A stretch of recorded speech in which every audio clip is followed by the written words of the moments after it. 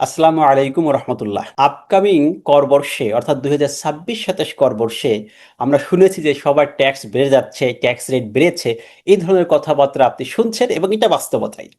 তা আজকে আমি দেখাবো যে একটা কেস স্টাডির মাধ্যমে যে একজন ব্যক্তির ইনকামের সাথে সামঞ্জস্য রেখে তার ট্যাক্স বার্ডেন কতটা 26-27 কর বর্ষে বাড়বে। আমরা এখানে একটি কম্পারিজন দেখাবো, তুলনামূলক বিশ্লেষণ, যে 25-26 কর বর্ষে কেমন ছিল তার ট্যাক্সটা এবং 26-27-এ তাকে কত টাকা ট্যাক্স দিতে হবে, একদম সেম ইনকাম দিয়ে। তার একদম কেস স্টাডি ভিত্তিক। আশা করা যায় এই কেস স্টাডি ফলো করলে আপনি মোটামুটি ক্লিয়ার হয়ে যাবেন যে এবার কত টাকা ইনকামে আপনাকে কত টাকা ট্যাক্স দিতে হবে। চলুন তাহলে দেরি না করে আমরা কেস স্টাডিতে চলে যাই। আপনি একদমই ক্লিয়ার হয়ে যাবেন এই ভিডিওতে। ধরেন আমি একটি কেস স্টাডি বলি। মিস্টার রহমান, তো মিস্টার রহমান একজন বেসরকারি চাকরিজীবী। 2024-25 আয় বর্ষে অর্থাৎ কর বর্ষ 2025-26, আয় বর্ষে 24-25 বিভিন্ন বেতন এবং আনুষঙ্গিক যে ফ্যাসিলিটি আছে টোটালি বাৎসরিক তার স্যালারি হয়েছে 25 লাখ টাকা। এবং এই বছর তিনি যে খাতগুলোতে বিনিয়োগ করার সুযোগ আছে আইনগতভাবে, সেই খাতগুলোতে তিনি 5 লাখ টাকার একটি বিনিয়োগ করেছেন, রিবেটেবল ইনভেস্টমেন্ট। এবং এটা 25-26-এর ঘটনা, করবর্ষ। এবং 26-27-এও ঠিক এই মিস্টার রহমান তিনি 25 লাখ টাকা ইনকাম করেছেন এবং 5 লাখ টাকা বিনিয়োগ করেছেন। তাহলে দেখা যায় দুইজনের মধ্যে তার ট্যাক্স রেটের কত পার্থক্য হয়ে যাচ্ছে শুধুমাত্র ইয়ার চেঞ্জ হওয়ার কারণে। এখন আসেন আমরা একটু বলি। আমরা 2025-26-এ যাই, কর বর্ষে, যেটা আমরা দেখালাম কেমন ছিল, তার ট্যাক্স কত হতো। এই মিস্টার রহমানের ট্যাক্স কি হতো? তার মোট আয় বেতন থেকে 25 লাখ, যেহেতু চাকরি বেসরকারি চাকরি, সেখান থেকে আমরা 1/3 অথবা সর্বোচ্চ 5 লাখ টাকা এক্সামশন সুবিধা পাবো। সেক্ষেত্রে 5 লাখ অব্যাহতি, বাকি 20 লাখ হচ্ছে করযোগ্য আয়। তো 20 লাখ যদি তার করযোগ্য আয় হয়, সেক্ষেত্রে এই 20 লাখের উপরে গত বছরের যে স্ল্যাব রেট 2025-26, সেই স্ল্যাব রেটে আমরা ট্যাক্স কাউন্ট করব। ট্যাক্স কাউন্ট করলে দেখতে পাই যে প্রথম 3.5 লাখ টাকায় শূন্য, পরবর্তী 1 লাখে আমাদের 5% হারে ট্যাক্স হয় 5,000 টাকা, পরবর্তী 4 লাখে, 4 লাখে আমাদের 10% হারে ট্যাক্স হয় 40,000, এবং এর পরবর্তী 5 লাখে স্ল্যাবগুলো আমাদের টোটাল 35 লাখ টাকার স্ল্যাব রেট আছে এখানে, 15% হারে 75,000, পরবর্তী আমাদের 5 লাখে 20% হারে 1 লাখ টাকা ট্যাক্স হবে, এবং রেস্ট আমাদের 1,50,000 টাকা বাকি থাকে। এখানে কিন্তু 18,50,000-এর হিসাব শেষ, আর বাকি থাকে 1,50,000। এটার উপর 25% রেটে আমাদের ট্যাক্স হয় 37,500 টাকা। তাহলে আমাদের টোটাল 20 লাখ যদি আমরা ইনকাম কনসিডার করি, ট্যাক্সেবল ইনকাম, যে ইনকামের উপর তিনি ট্যাক্স পে করবেন, কারণ তার তো এখানে একটি অব্যাহতি ছিল, অব্যাহতি বাদ দিয়ে তিনি কিন্তু এই 20 লাখে ট্যাক্স পে করবেন। তা 20 লাখে মিস্টার রহমানের ট্যাক্স চলে আসছে, গ্রস ট্যাক্স, 2,57,500 টাকা। ক্লিয়ার? এখন মিস্টার রহমান কিন্তু 5 লাখ টাকা বিনিয়োগও করেছে। আমরা ফ্যাক্টটা আগে দেখলাম। তা মিস্টার রহমান যদি 5 লাখ টাকা বিনিয়োগ করে, তা আমরা জানি যে আগের সিস্টেম অনুযায়ী 2025-26 কর বর্ষ অনুযায়ী বিনিয়োগের 15% রিবেটের সুবিধা ছিল। বিনিয়োগের 15%, 5 লাখে তিনি 75,000 টাকা রিবেটের সুবিধা পাবেন। আর ইনকামের 3%, করযোগ্য আয় যেটা 20 লাখ, এই 20 লাখের 3%-এর সুবিধা তিনি পাবেন। সো 20 লাখের 3% করলে তার দাঁড়াচ্ছে টোটাল 60,000 টাকা তিনি বেনিফিট পাবেন। আর এখানে হচ্ছে 75,000, আর সর্বোচ্চ লিমিট ছিল এই লাস্ট ইয়ারে 10 লাখ। তাহলে এই তিনটাকে কম্পেয়ার করলে দেখি যে যেটা সব থেকে ছোট অ্যামাউন্ট, এটি রিবেট হিসেবে কনসিডার করা হবে মিস্টার রহমানের ক্ষেত্রে। তাহলে তিনটের মধ্যে সব থেকে ছোট অ্যামাউন্ট কোনটি বলেন তো? এই যে 60,000 টাকা ছোট অ্যামাউন্ট। সো আমাদের এই রিয়াত হবে 60,000 টাকা।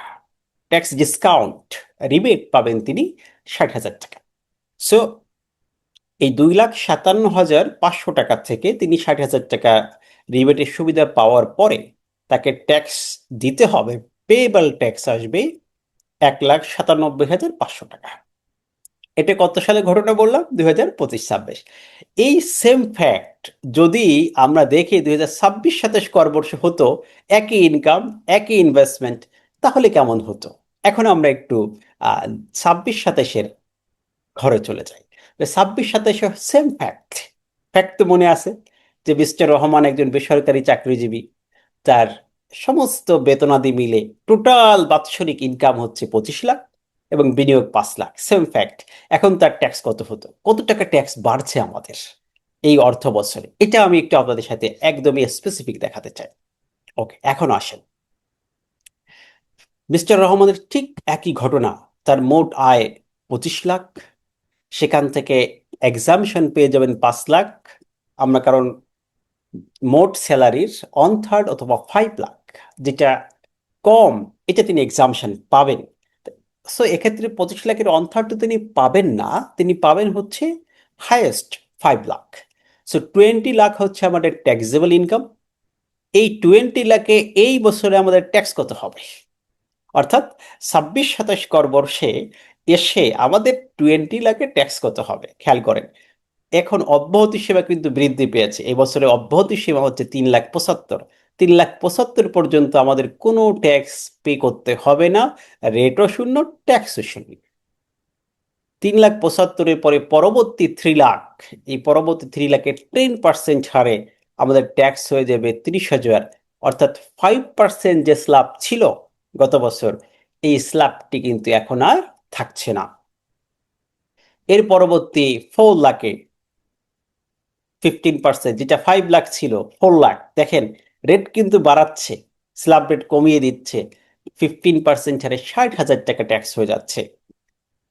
ঠিক এর পরবর্তী 5 লাখ, এখানে 20% ট্যাক্স, 5 লাখে 1 লাখ টাকা ট্যাক্স হয়ে যাচ্ছে। তাহলে আর বাকি থাকে কত? বাকি থাকে হচ্ছে আমাদের 4,25,000 টাকা। এই ব্রেস্ট অ্যামাউন্ট 4,25,000-এর উপরে আমাদের 25%, অর্থাৎ 20 লাখ পর্যন্ত। এরপরের স্ল্যাব কিন্তু 30%। সো এখানে 4,25,000-এর উপরে 25% ট্যাক্স হয় আমাদের 1,06,250 টাকা। তাহলে টোটাল 20 লাখ টাকা ইনকামে আমাদের ট্যাক্স দাঁড়াচ্ছে 2,96,250 টাকা। এখন চিন্তা করেন, গত বছর যে কেস স্টাডি দেখালাম সেখানে আমাদের ট্যাক্স কত ছিল? 1 লাখ। আহ, আহ, সেখানে ট্যাক্স কত ছিল, আর এখন ট্যাক্স কত হচ্ছে? সেখানে ছিল 2,57,000 সামথিং, এখন এটা চলে আসছে 2,96,000। তার মানে 30,000 টাকার মতো, 30 থেকে 40,000 টাকার মতো তার ট্যাক্স লাইবিলিটি বেড়ে যাচ্ছে। 20 লাখ ইনকামে প্রায় 40 লাখের মতো ট্যাক্স লাইবিলিটি, 40,000-এর মতো ট্যাক্স লাইবিলিটি বেড়ে যাচ্ছে। তাহলে আমরা এটা দেখলাম ট্যাক্স লাইবিলিটি। এখন আসেন, রিবেটও কিন্তু কমানো হয়েছে, সেক্ষেত্রে আরো ট্যাক্স বার্ডেন বেড়ে যাচ্ছে। কেমন? যেমন আমাদের এবং সেকশন 78-এ যে রিবেটের হার ছিল, সেই রিবেটের সূত্রটাকে চেঞ্জ করে নতুন আইনে এখন বলা হয়েছে রিবেট হবে করযোগ্য আয়ের 3% এবং বিনিয়োগের 10% এবং 7.5 লাখ টাকা, এই তিনটার মধ্যে যেটা কম। তাহলে দেখেন প্রিভিয়াস ইয়ারে এই 3% ঠিক ছিল, যে ইনকামের 3%। আমরা করযোগ্য আয় পেয়েছি 20 লাখ, এটা 3%, এটা কিন্তু ঠিক ছিল। এখন আমাদের মোট বিনিয়োগ এর 10% করা হয়েছে, যেটা ছিল আমাদের 15%, এখানে 5% কমানো হয়েছে। তার মানে আমাদের ইনভেস্টমেন্ট বাড়াতে হবে। যেখানে 20% ইনভেস্টমেন্ট করলে হয়ে যেত টোটাল করযোগ্য আয়ের, এখন হাইয়েস্ট রিবেট পেতে আমাকে 30% ইনভেস্টমেন্ট করতে হবে, তা না হলে কিন্তু আমি হাইয়েস্ট রিবেট পাবো না। এবং সর্বোচ্চ লিমিট যেটা 10 লাখ ছিল, এখানে 7.5 লাখ করা হচ্ছে। তাহলে এখানে রিবেটও কমালো, ট্যাক্স রেটও বাড়াচ্ছে একদিকে, আর রিবেটের সুবিধাও আমাদের একদিকে কমে যাচ্ছে 2026-27 এসে। তাহলে কি হলো, যে আমরা এই তিনটার মধ্যে 60,000, 50,000 এবং 7.5 লাখ, এই তিনটার মধ্যে যেটা কম এটা রিবেট পাচ্ছি। তাহলে এখানে আমাদের রিবেট হচ্ছে 50,000 টাকা। 2,96,250 টাকা ট্যাক্স, সেখান থেকে 50,000 টাকা রিবেট, আমাদের পে করতে হবে 2,46,250 টাকা। এখন আপনি এটা খেয়াল করেছেন কিনা যে আমাদের কত টাকা ট্যাক্স বাড়লো? তাহলে এই 2026-27-এ সেম ইনকাম, 20 লাখ টাকা ইনকাম, 5 লাখ টাকা এক ইনভেস্টমেন্ট, এই ক্ষেত্রে আমাদের ট্যাক্স দাঁড়াচ্ছে রিবেটের পরে, আফটার রিবেটের পরে 2,46,250 টাকা। আর সেম ঘটনা যদি আমাদের প্রিভিয়াস ইয়ারে আমরা যে টাকা ট্যাক্স পে করে আসছি, এই সেম ঘটনা এখন তো 2,46,250 টাকা পে করতে হবে, কিন্তু গত বছর যদি এই সেম সিস্টেম হতো আমাদের পে করতে হতো 1,97,500 টাকা।